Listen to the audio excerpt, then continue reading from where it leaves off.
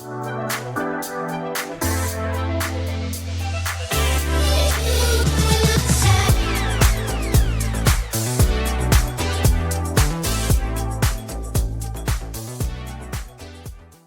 के वीडियो के अंतर्गत हम बात करेंगे वो पावन भूमि जहां स्वयं श्री कृष्ण ने बाल लीलाएं की थी।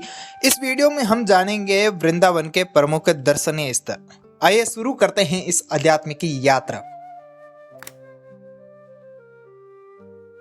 वृंदावन उत्तर प्रदेश के मथुरा जिले में स्थित एक पवित्र नगर माना जाता है। माना जाता है कि ये वही स्थान है जहां श्री कृष्ण ने रास लीला रचाई और राधा रानी के साथ लीला की। यह ब्रज भूमि का हिस्सा है और भक्त के लिए एक अत्यंत श्रद्धा का केंद्र बना हुआ है। वृंदावन की गलियां बहुत ही खूबसूरत है। खूबसूरती के साथ साथ यहाँ हर जगह श्री कृष्ण का नाम गूंजता हुआ सुनाई देता है। आपको हर 10 कदम पर राधे राधे सुनने को मिलेगा। यहाँ के लोग बड़े ही सरल और भक्ति में भाव से रहते हैं। वृंदावन मथुरा का एक सबसे भक्ति में स्थान है जहां पर भगवान श्री कृष्ण की भक्ति में रंग जाते हैं। उत्तर प्रदेश के मथुरा जिले से लगभग 13 किलोमीटर दूरी पर स्थित वृंदावन जहां पर श्री कृष्ण भगवान की लीलाएं मौजूद है। वृंदावन की गलियों में स्थित एक ऐसा मंदिर जहां स्वयं श्री कृष्ण भक्तों को दर्शन देने के लिए आते हैं। वो मंदिर है ठाकुर बांके बिहारी जी का। तो चलिए बांके बिहारी जी के इस चमत्कारी मंदिर के बारे में जानते हैं। बांके बिहारी जी मंदिर की स्थापना 1864 में हरिदास स्वामी जी ने की थी, जो ललिता सखी के अवतार माने जाते हैं। यहाँ की मूर्ति स्वयं प्रकट हुई थी, जिसे स्वयं शंभु कहा जाता है। ठाकुर जी की मूर्ति इतनी आकर्षक है कि भक्त उनकी दृष्टि में खो जाए, इसलिए हर कुछ क्षण के अंतर्गत है वो वहां पर पर्दा डाला जाता है। बांके बिहारी मंदिर से कुछ ही दूरी पर स्थित राधा रमण मंदिर के बारे में बात करते हैं। तो राधा रमण जी की स्थापना गोपाल भट्ट स्वामी जी ने की थी, जो श्री चैतन्य महाप्रभु के शिष्य थे। राधा रमण जी की मूर्ति छोटी होती है लेकिन अत्यंत मोहक है। उनके चेहरे पर मुस्कान और नेत्रों में करुणा। मंदिर में राधा रानी की अलग मूर्ति नहीं है, लेकिन ठाकुर जी की विग्रह के बाईं ओर उनकी उपस्थिति मानी जाती है, इसलिए इन्हें राधा रमण भी कहा जाता है।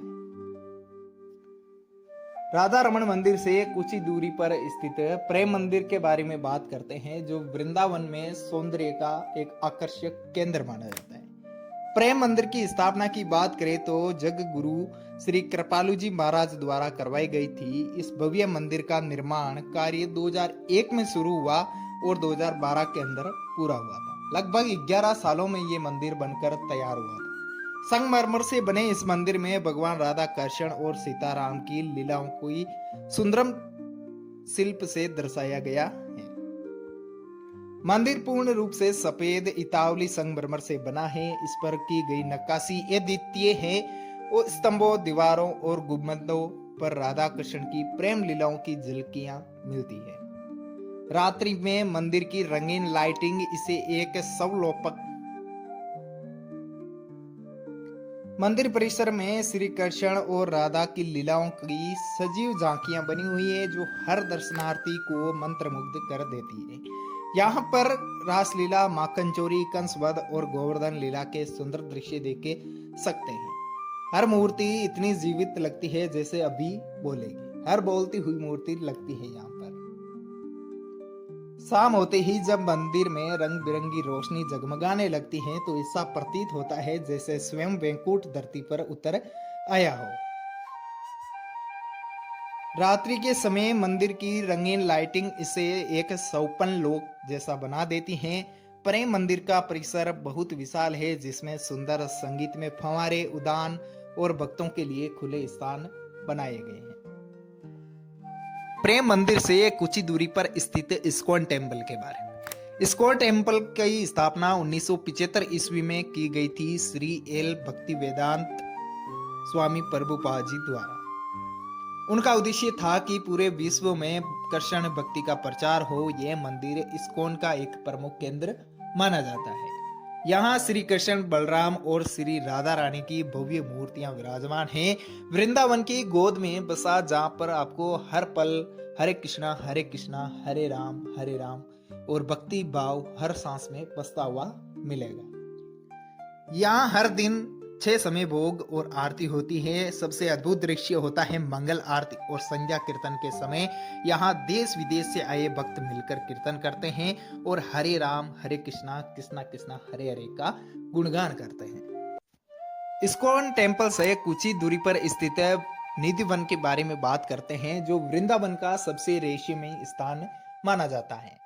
वृंदावन में एक ऐसा स्थान जहाँ रात होते ही द्वार बंद कर दिए जाते हैं। न कोई पुजारी रहता है, न कोई प्रहरी रहता है, ना जीव रहता है, ना जंतु रहता है, क्योंकि कहते हैं यहाँ स्वयं राधा कृष्ण रात्रि में रास रचाते हैं। ये एक निधिवन का रहस्य बना हुआ है।